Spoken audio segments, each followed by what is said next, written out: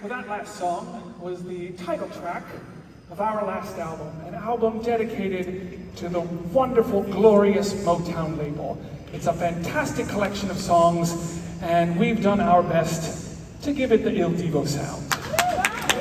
Yeah, probably the biggest challenge of all the albums we've recorded so far, at least for me. You see, I've always liked heavy metal on one side and opera on the other, but Motown, didn't really know too much about it, have to be honest. But I have to admit also that I really grow very fond of the rhythm in there, just the joy that comes out of that music when we perform it, right? I agree, man. I mean, I have to say, I was a big fan of heavy metal too when I was a kid. Yeah. But I was also a big fan of the Motown. And I remember, listening to those incredible songs with beautiful lyrics and incredible melodies that still are really amazing. And I don't know about you, but when I was a kid, I used to listen to the Jackson 5, for example. Well, we got 30 people who like the Jackson 5s here. Do you guys want to do a bit of Jackson 5?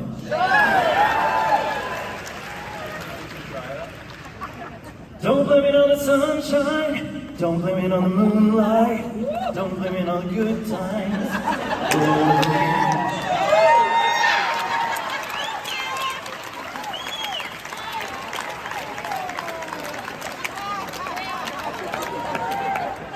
I heard a lot of guys laughing when I did that. Oh dear. Excuse my silliness. Doesn't get better with age for me. Anyways, what about Marvin Gaye? Now we got a lot of Marvin Gaye guys here who like that, and the ladies. But what about the Supremes? All right. What about you, Steven? My parents are big fans.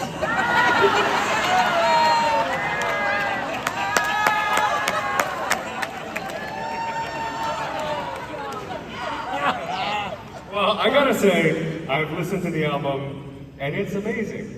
Congratulations. Great. Well, yeah, thank you very much. Listen, Stephen, can I ask you a question? Yeah, go ahead. When and how did you first hear of Il Divo? That's a very good question.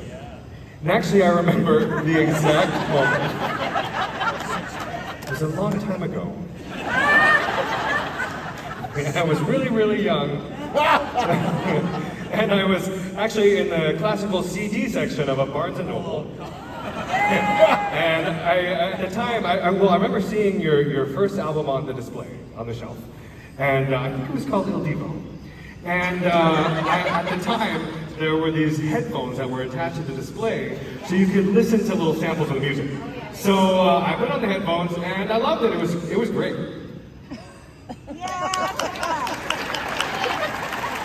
Yes, I do. That's a great story. You should tell that at parties. Just let me ask you a question here. Tell me something at the Barn and Poodles, right? Your headphones, did they have cables? Yes. Well, you're not that young then. Because nowadays we got Bluetooth, there's no more shelf, it's all streaming. Very, very true, very true. Well, anyway, so yeah, at the time, I was just starting out as a singer, and I was finding my voice, and of course, as a baritone, I was immediately drawn to Carlos's voice. His high notes were so powerful, his low notes were so tender and beautiful. So anyway, fast forward many years, and I actually got to see you guys perform live in your Greatest Hits tour, and I got to meet you backstage, and you were all super nice. And I'm not gonna lie, I was a bit starstruck. Well, thank you. By Carlos. Obviously. Just kidding, you too. Oh, me too? Well, now you're in the Greatest Hits tour, and you're on stage with us, and it really is a pleasure to have you with us. Thank you, Steve. Thank you. Thank you so much. Well, I'd like to sing a couple more songs from that latest album. Sounds like a plan? Okay, let's go for it.